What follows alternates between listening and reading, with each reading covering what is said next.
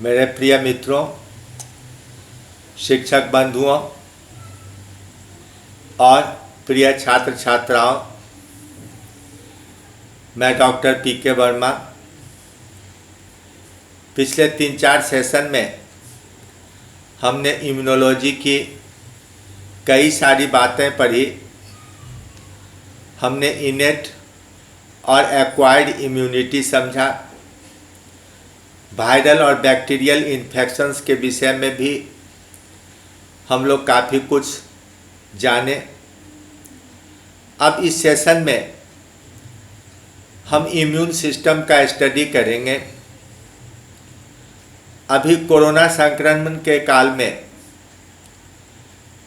सभी पढ़े लिखे व्यक्ति एक ही बात कहते हैं कि वैसे व्यक्ति जिसका अपना इम्यूनिटी लेवल हाई है, जिनका शरीर इम्यून है, उन पर इस वायरस या किसी भी अन्य वायरस का प्रभाव नेग्लिजिबल होगा। तो इम्यून सिस्टम का मतलब होगा कि वह सिस्टम, वह तंत्र जो रोग प्रतिरोधी क्षमता विकसित कराता है, यानी यह रोग प्रतिरोधी तंत्र है। आपने पहले पढ़ा कि हमारे न्यूट्रोफिल और मोनोसाइट्स बैक्टीरिया को डायरेक्टली मारकर खा सकते हैं, लेकिन WBC की ऐसी क्रिया से एकदम डिफरेंट, एकदम भिन्न क्रिया है जिसे हम लोग इम्यून सिस्टम के अंदर देखते हैं। Immune system of an organism consists of several structurally and functionally different organs and tissues that are widely distributed in the body। हमारे शरीर में अलग अलग जगह पर कई सारे ऐसे अंग हैं जो इम्यूनिटी डेवलप करने में मदद करते हैं। कई बार आप देखे होंगे आपका टॉन्सिल बढ़ जाता है, गले में दर्द होने लगता है, कांख में यानी आर्मपिट में लिम्फ नोड फूल जाता है, दर्द होने लगता है। ग्रोइन के बगल में जांघ में भी पाया जाता है इस तरह का लिम्फ नोड।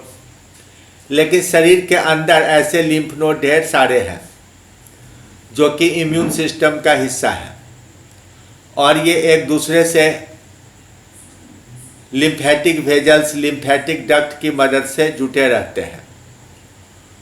तो ब्लड के अलावा जो दूसरा सर्कुलेटरी सिस्टम का हिस्सा है, जिसको हम लोग लिम्फेटिक सिस्टम कहते हैं, उसी में पाया जाता है प्राइमरी लिम्फोइड ऑर्गन और सेकेंडरी लिम्फोइड ऑर्गन।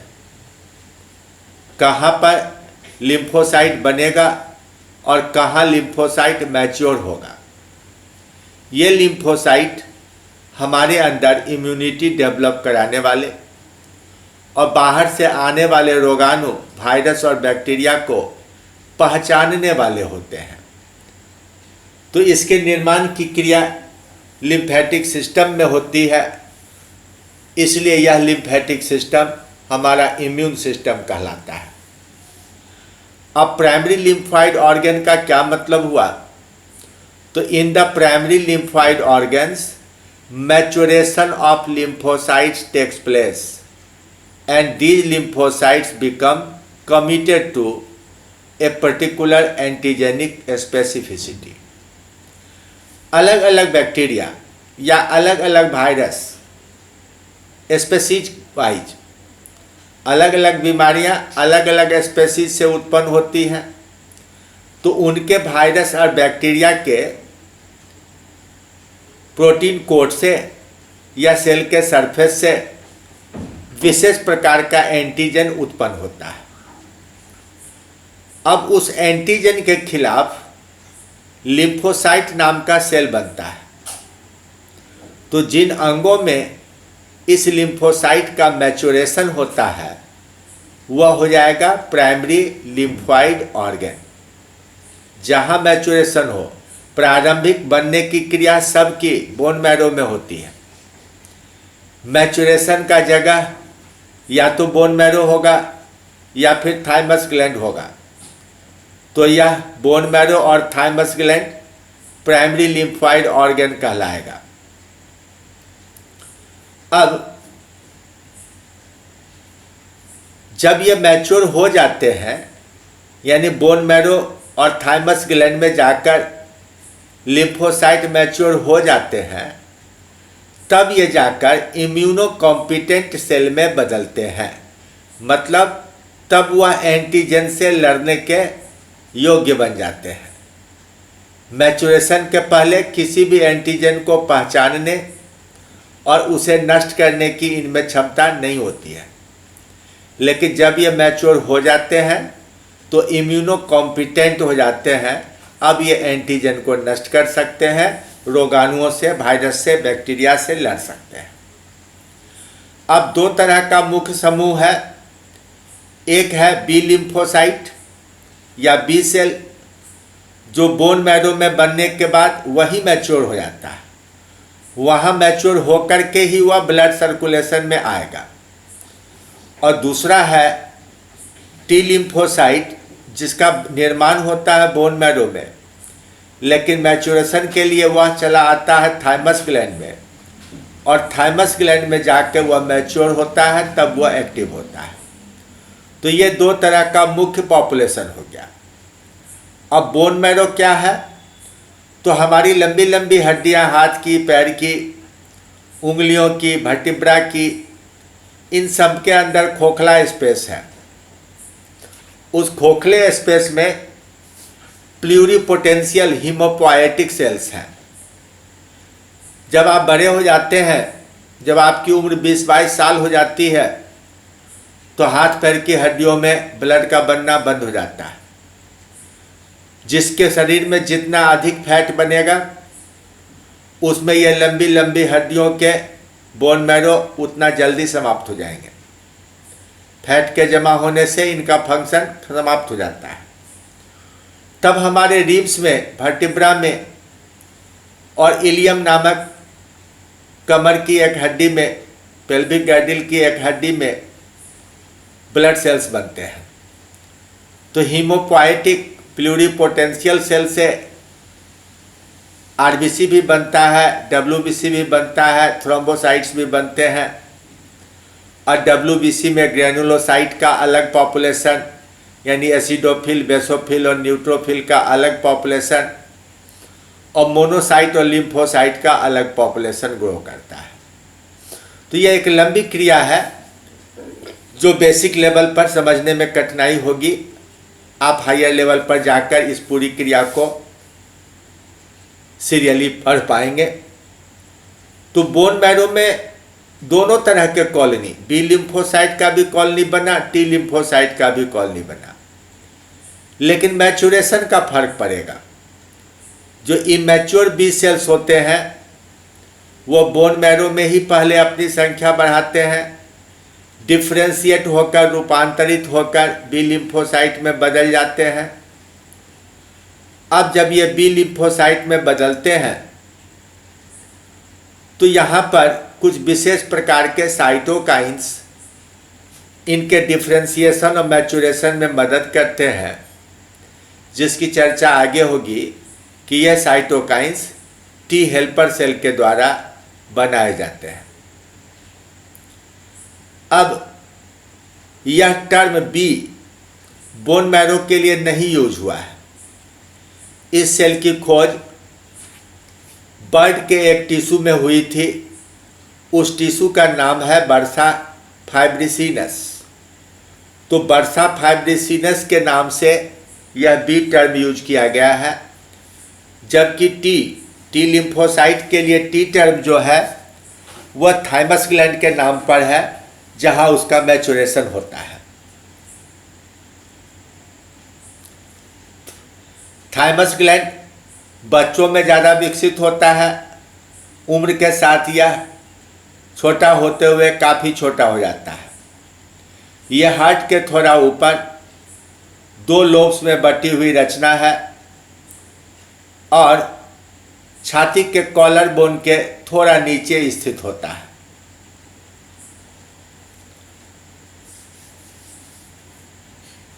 बहुत पहले 1955-56 के दौरान माना गया था कि थाइमस ग्लैंड में थाइमोसिन नाम का हार्मोन बनता है, लेकिन अब इसकी चर्चा नहीं होती है। अब इसके अंदर, थाइमस ग्लैंड के अंदर बाहर का हिस्सा कॉर्टेक्स और अंदर का हिस्सा मेडुला कहलाता है। तो अनडिफरेंशिएटेड टी सेल्स जो बोन मैरो से बनकर आते हैं कॉर्टेक्स में आके जमा होना शुरू हो जाते हैं। इस समय इन सेल्स को थाइमोसाइट्स कहा जाता है। बाद में इनका मैचुरेशन होगा। अब सेकेंडरी लिम्फोइड ऑर्गन क्या हुआ, तो ये लिम्फ नोड्स हैं। स्प्लीन में काफ़ी पाए जाते हैं, लेकिन स्प्लीन के अलावे मैंने पहले ही कहा कि आर्मपिट के नीचे, ग्रोइन के अगल बगल, पैरोटिड ग्लैंड में, इंटेस्टाइन में बहुत सारे लिम्फेटिक ग्लैंड्स हैं, लिम्फेटिक नोड्स हैं। एलिमेंट्री कैनाल में, स्मॉल इंटेस्टाइन में जो लिम्फेटिक नोड्स हैं बहुत छोटे होते हैं, उन्हें पेयर्स पैचेज कहा जाता है। और यूरोजेनाइटल सिस्टम में mucosal associated lymphoid tissue malt पाया जाता है। ये टोटल लिम्फोइड टिश्यू का 50% के लगभग नोड्स के रूप में पाया जाता है। अब एक मेल पर्सन के अंदर ये जो गोल गोल हरा रचना दिखाई दी जा रही है, ये लिम्फेटिक नोड्स हैं और जो लिम्फेटिक डक्ट के द्वारा आपस में जुटे होते हैं। एक बात ध्यान दीजिएगा, सर्कुलेटरी सिस्टम में ब्लड सर्कुलेशन के लिए हार्ट होता है, लेकिन मनुष्य में, किसी भी स्तनधारी मैमल्स में लिम्फ के सर्कुलेशन के लिए कोई हार्ट नहीं होता है। आप जितना मूवमेंट कीजिएगा, जितना चलिए फिरिएगा, लिम्फ का सर्कुलेशन उतना ही ज़्यादा होगा। फीमेल के अंदर भी यहाँ लिम्फेटिक डक्ट को ब्लू कलर में दिखलाया गया है। ये वेन नहीं है, लिम्फेटिक डक्ट है जिसके सहारे दाएं बाएं लिम्फेटिक नोड्स फैले रहते हैं। अब कौन कौन से सेल हैं इम्यून सिस्टम में, तो लिम्फोसाइट्स प्रमुख सेल है इम्यून सिस्टम का। हम जब किसी कारणवश ब्लड की जांच करवाते हैं, TC-DC करवाते हैं। TC मतलब टोटल काउंट, WBC की कुल संख्या, और DC मतलब डिफरेंशियल काउंट, यानी 5 प्रकार के WBC का प्रतिशत मात्रा, एसिडोफिल, बेसोफिल, न्यूट्रोफिल, मोनोसाइट और लिम्फोसाइट। तो लिम्फोसाइट की संख्या आप देखिएगा 20-22% हेल्दी पर्सन में मिलता है। इन्फेक्शन होने पर यह बढ़ते बढ़ते 40% तक हो सकता है। तो ब्लड में यह 20% से अधिक है, लेकिन लिम्फ में RBC नहीं पाया जाता है, प्लेटलेट नहीं पाया जाता है। वहाँ 99% लिम्फ के अंदर लिम्फोसाइट्स पाए जाते हैं। ये lymphocytes cell of lymphatic system या सेल ऑफ इम्यून सिस्टम है। अब ये लिम्फ के द्वारा, ब्लड के द्वारा पूरे शरीर में बहते रहते हैं, विभिन्न टिश्यू में भी चले जाते हैं और टिश्यूज के बीच के खाली स्पेसेज में भी चले जाते हैं। अब अगर हम लिम्फोसाइट को गहराई से समझना चाहें तो इनको हम बाहर से तो एक ही प्रकार का समझेंगे, देखने से सारे लिम्फोसाइट एक जैसे लगेंगे, लेकिन इन्हें 3 प्रमुख ग्रुप में बांटा गया, बी लिम्फोसाइट, टी लिम्फोसाइट्स और नल सेल्स। जब इनका मैचुरेशन होता है तो कुछ विशेष प्रकार के प्रोटीन मॉलिक्यूल्स के गुच्छे इनके सेल्स की सतह पर आकर जुट जाते हैं, उन्हें क्लस्टर ऑफ डिफरेंशिएशन यानी CD मॉलिक्यूल कहा जाता है। अभी तक ऐसे लगभग 250 प्रकार के CD मॉलिक्यूल्स का पता चला है, लेकिन इन सेल्स को पहचानने में सिर्फ 2 या 3 प्रकार के ही CD मॉलिक्यूल्स महत्वपूर्ण हैं। कैसे? तो जो बी लिम्फोसाइट्स हैं उनके सेल की सतह पर CD4 मॉलिक्यूल पाया जाता है। यह नंबर फिक्स है, हम अपने मन से इस नंबर को बदल नहीं सकते हैं। तो बी लिम्फोसाइट की सतह पर CD4 मॉलिक्यूल पाया जाता है, टी लिम्फोसाइट की सतह पर CD8 मॉलिक्यूल मिलता है, तो NK सेल के ऊपर CD16 मॉलिक्यूल मिलता है। तो किस सेल के ऊपर कौन कौन से मॉलिक्यूल पाए जाते हैं, इसकी जानकारी के बाद ही हम लिम्फोसाइट के विभिन्न प्रकारों को पहचान पाते हैं। इसके बिना माइक्रोस्कोप की मदद से हम बी लिम्फोसाइट और टी लिम्फोसाइट इत्यादि का अंतर नहीं बता पाते। अब फिर से हम लोग एक एक करके लें। तो बी लिम्फोसाइट, जैसा मैंने पहले कहा कि इसकी खोज बर्सा फाइब्रिसिनस नाम के टिश्यू में हुई, इसलिए यह नाम बी लिम्फोसाइट कहा गया। जब यह बोन मैरो में प्रारंभ में बनता है तो इसकी सतह पर एक कॉमन प्रकार का, एक सामान्य प्रकार का इम्यूनोग्लोबिन M IgM पाया जाता है। यह किसी एक विशेष एंटीजन को पहचानने में सक्षम नहीं है। यह सिंपल एंटीबॉडी है जो किसी भी एंटीजन या अनजान चीज से बन सकता है। अब जब इस पर कोई एंटीजन बंध जाता है तो बोन मैरो के अंदर जेनेटिक्स का एक अद्भुत एक्सप्रेशन का क्रिया प्रारंभ होती है। क्या अद्भुत है ये? तो सामान्यतया जो आप जीन एक्सप्रेशन पढ़ते हैं, ट्रांसक्रिप्शन, ट्रांसलेशन और मैसेंजर RNA का प्रोसेसिंग, स्प्लाइसिंग, उससे एकदम भिन्न है। एंटीबॉडी का जहां फॉर्क यानी 2 आर्म, 2 भुजाएं Y के आकार से अलग अलग होती हैं, तो उस पर एक छोटा सा हिस्सा है जिसको बोलते हैं वेरिएबल रीजन। तो लॉन्ग चेन पर भी, जो हैवी चेन है उस पर भी और लाइट चेन है उस पर भी विशेष प्रकार से 8-10 अमीनो एसिड का कॉम्बिनेशन होता है जो एंटीजन को पहचान कर उससे बंधता है, उसे जोड़ता है। तो उस हिस्से की बनावट को तैयार करने में तरह तरह का रीशफलिंग होता है, जो जेनेटिक्स का एक अलग ही तरह का मैकेनिज्म है। उसके द्वारा फाइनली सेलेक्ट होता है कि हाँ, अब यह एंटीबॉडी इस विशेष एंटीजन को पहचान सकता है, उससे वह जुड़ सकता है। तो इस जेनेटिक सिलेक्शन के बाद इस सेल की संख्या तेजी से बढ़ती है। उसमें आधा सेल मेमोरी सेल के रूप में निष्क्रिय हो जाता है, GO फेज में चला जाता है। वो बाद में जगेगा और बाद में फिर इफेक्टर बी सेल बनाएगा। और जो इफेक्टर बी सेल है उसी को प्लाज्मा सेल भी कहते हैं। वह बोन मैरो से निकलकर ब्लड सर्कुलेशन में चला आता है और ब्लड सर्कुलेशन में जाकर वह ढेर सारा अमाउंट में, हाई कंसंट्रेशन में एंटीबॉडी बनाने लगता है। ऐसा अनुमान है कि 1 सेकेंड में 2000 मॉलिक्यूल एंटीबॉडी का बनाकर यह प्लाज्मा सेल ब्लड में छोड़ते रहते हैं। तो जब इन्फेक्शन होगा तो तेजी के साथ ब्लड प्लाज्मा में एंटीबॉडी की मात्रा बढ़ेगी और चूंकि ये बी सेल के द्वारा सिक्रीट हुए तो इसको कहेंगे सिक्रीटरी एंटीबॉडी या ह्यूमोरल एंटीबॉडी।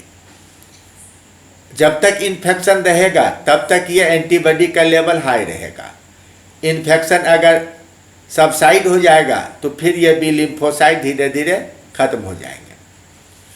अब ये बड़ा मुश्किल है समझना या जानना कि किसी आदमी के अंदर एंटीबॉडी बना या नहीं बना। अभी कोरोना में चर्चा हो रही है कि कोई आदमी 4-6 दिन, 8 दिन, 10 दिन या 14-15 दिन तक आइसोलेटेड रहता है, लक्षण कोरोना का आता है, फिर वो ठीक हो जाता है, तो निश्चित रूप से उसके अंदर बहुत सारा एंटीबॉडी बना होगा। ये मानने की बात है। कितना बन रहा है, नहीं बन रहा है, इसको जांचना बहुत महंगा काम है। रेडियो इम्यूनो एसे नाम की विधि या एंटीजन एंटीबॉडी टाइटर नाम की विधि से यह ज्ञात किया जाता है। भारत में भी 8-10 लेबोरेटरी में इसकी जांच हो सकती है, लेकिन इस जांच की कीमत लगभग 7,000 रुपये प्रति व्यक्ति पड़ता है। इसलिए किसी वैक्सीन के दिए जाने पर या किसी रोग के होने पर कितना एंटीबॉडी बना कि नहीं बना, इसकी जांच करना कठिन काम है। अब दूसरा सेल है टी लिम्फोसाइट। ये थाइमस ग्लैंड में मैच्योर होते हैं, पहले ही बात हो चुकी है। ये cell mediated immune response, cell की मदद से रोग निरोधी क्षमता का विकास करना, ये टी लिम्फोसाइट का काम है। ये टी लिम्फोसाइट ब्लड प्लाज्मा में घुले हुए एंटीजन को नहीं पहचान सकता है। इसके सेल की सतह पर भी किसी इम्यूनोग्लोबिन के द्वारा एंटीजन रिसेप्टर का निर्माण नहीं हुआ है। इसके सेल की सतह पर टी सेल रिसेप्टर अलग ही तरह का विकसित होता है। लेकिन किसी टिश्यू के किसी सेल में अगर उसके ऊपर जाकर इन्फेक्शन होता है तो टिश्यू के सरफेस पर भी विभिन्न प्रकार के रिसेप्टर्स पाए जाते हैं, जिनको कहते हैं हम लोग मेजर हिस्टोकम्पैटिबल कॉम्प्लेक्स, MHC मॉलिक्यूल। आमतौर से ये 2-2 प्रोटीन मॉलिक्यूल के बने होते हैं। अल्फा बीटा ग्लोबुलर स्ट्रक्चर्स है जिसके द्वारा ये बने होते हैं, और इनका भी 3 क्लास है, MHC1, MHC2, MHC3। तो टी सेल के ऊपर जो अपना रिसेप्टर है एंटीबॉडी से भिन्न, उसे कहे टी सेल रिसेप्टर, TCR। और वे ऐसे एंटीजन को पहचानते हैं जो किसी अन्य सेल के ऊपर MHC मॉलिक्यूल में जाकर जुटा हुआ है। तो जब एक नाइव नवजात टी सेल बिना डिफरेंशिएशन के रहता है तो वह सीधे एंटीजन को नहीं पहचान पाता है।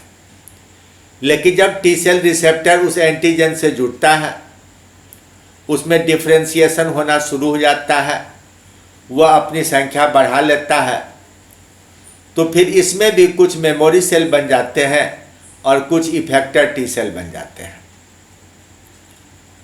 अब जो इफेक्टर टी सेल्स होते हैं उन्हें भी लोग 3 प्रकारों में बांटे हुए हैं। एक का नाम है टी हेल्पर सेल, दूसरे का नाम है टी साइटोटॉक्सिक सेल, और एक तीसरा भी होता है जिसको नेचुरल किलर सेल कहते हैं। लेकिन मुख्य रूप से लोग टी हेल्पर और टी साइटोटॉक्सिक सेल की चर्चा करते हैं। एक और होता है टी रेगुलेटरी सेल, जिसे पहले टी सप्रेसर सेल कहा जाता था। तो there are two well defined sub populations of T cells which in addition to expression of TCR also express on their membrane one of the two membrane molecules called CD4 and CD8। यही दोनों अंतर बताएगा। तो जिस T cell के ऊपर CD4 नाम का क्लस्टर ऑफ डिफरेंशिएशन है, प्रोटीन है, वह टी हेल्पर सेल है, और जिसके ऊपर CD8 पाया जाएगा वह टी साइटोटॉक्सिक सेल होगा। टी हेल्पर सेल MHC2 यानी क्लास 2 MHC से जुटे हुए एंटीजन को पहचानता है, और T cytotoxic cell class 1 MHC के ऊपर जुटे हुए एंटीजन को पहचानता है। अब टी हेल्पर सेल विशेष प्रकार का साइटोकाइन उत्पन्न कराता है, जिसकी मदद से टीसी सेल और बी लिम्फोसाइट का डिफरेंशिएशन तेजी से होने लगता है। यानी अगर कोई एंटीजन दूसरी बार आपके अंदर आता है, आपके अंदर उस एंटीजन को पहचानने वाला टी हेल्पर सेल पहले से बना हुआ है, वह तुरंत अंदर सूचना देगा बोन मैरो को और थाइमस ग्लैंड को, जिससे कि उस एंटीजन से लड़ने के लिए बी लिम्फोसाइट, टीसी सेल और इम्यून सिस्टम के अन्य सभी सेल एक्टिवेट हो जाएंगे। तो यह टीसी सेल क्लास 1 MHC के ऊपर जुटे हुए एंटीजन को पहचानता है, और टी रेगुलेटरी सेल या T suppressor cell self antigen को पहचानने वाले एंटीबॉडी के निर्माण को रोकता है। हमारे अंदर भी टिश्यूज के डैमेज होने के कारण, बोन के ज्वाइंट्स के घिसने के कारण कुछ एंटीजेनिक सब्सटेंस रिलीज होते रहते हैं। अगर उसके खिलाफ एंटीबॉडी बनने लगे तो हमारे अंदर ऑटो इम्यून डिजीज की उत्पत्ति हो जाएगी, जिसमें एक बड़ा प्रमुख हो गया है रिमाटॉइड आर्थराइटिस। यह एक ऑटो इम्यून डिजीज है। तो इस सब को रोकने में टी रेगुलेटर सेल मदद करता है। अब जो टी रेगुलेटरी सेल है उस पर CD4 और CD25 ये दोनों पाए जाते हैं, CD8 नहीं। तो हम इस प्रकार CD4 की मदद से टी हेल्पर सेल, CD8 की मदद से टी साइटोटॉक्सिक सेल और CD25 की मदद से टी रेगुलेटरी सेल की पहचान कर सकते हैं। अब कुछ ऐसे भी सेल हैं जिसके ऊपर ये सब क्लस्टर ऑफ डिफरेंशिएशन नहीं मिलते हैं। नहीं मिलने के कारण ये एंटीजन को पहचान कर बांध नहीं पाते हैं। हमारे अंदर जो नेचुरल किलर सेल है वह इसी प्रकार का एक सेल है जिस पर CD4 या CD8 या कोई और CD मॉलिक्यूल विकसित नहीं है। अब ऐसे सेल्स 5 से 10% हमारे ब्लड प्लाज्मा में मिलते हैं। इनके ऊपर IgG यानी इम्यूनोग्लोबिन G प्रकार के मॉलिक्यूल्स पाए जाते हैं। कुछ केसेज में इस पर CD16 भी पाए जाते हैं। ऐसा देखा गया है कि ये NK सेल ट्यूमर सेल्स को नष्ट करने में मदद करते हैं, यानी काम की दृष्टि से अपने आप में महत्वपूर्ण सेल हैं। अब इस टेबल में देखिए, बी सेल के अंदर CD2, CD3, CD4, CD8, CD16, CD28 कोई नहीं है। टी सेल के ऊपर यहाँ देखिए TH और TC दोनों में CD2, CD3 है, यानी इससे पहचान नहीं होगी। लेकिन CD4 सिर्फ टी हेल्पर सेल में है और CD8 टी साइटोटॉक्सिक सेल में है, यह NK सेल में भी है। लेकिन यह तीसरा CD16 NK सेल में है, लेकिन TH और TC में नहीं है।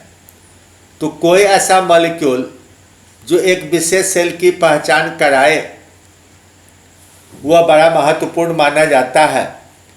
इसलिए नीट एग्जाम की तैयारी करने वाले लोग इस विशेष अंतर को याद रखें, कहाँ CD4, कहाँ CD8 और कहाँ CD16 है। अब ये CD मॉलिक्यूल्स हैं क्या, करते क्या है वहाँ? तो सेल को सेल में चिपकने में मदद करने वाला, एडहेशन वाला, और सेल के अंदर सूचना देने वाला यानी सिग्नल ट्रांसडक्शन करने वाला, या किसी MHC मॉलिक्यूल से जुटने वाला, ये विभिन्न फंक्शन के आधार पर CD2 का फंक्शन है एडहेशन और सिग्नल ट्रांसडक्शन,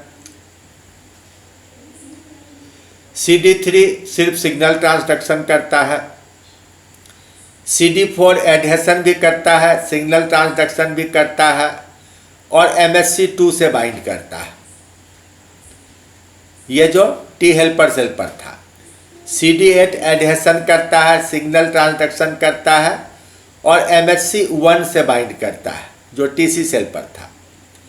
CD16 लो एफिनिटी रिसेप्टर है FC रीजन के लिए, यानी फ्रैक्शन क्रिस्टलाइजेबल स्टेम वाले हिस्से के लिए, एंटीबॉडी के स्टेम वाले हिस्से के लिए।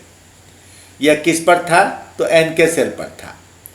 और CD28 है रिसेप्टर फॉर को stimulating B7 molecule of antigen present. इसकी चर्चा हमने अभी अपने टेक्स्ट में नहीं किया है।